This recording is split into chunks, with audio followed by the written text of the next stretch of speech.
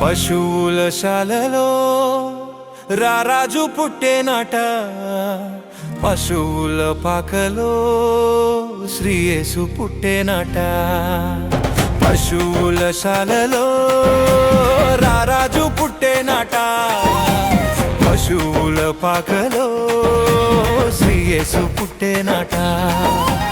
రా రా ఓ సోదరా, రా రా ఓ సోదరి,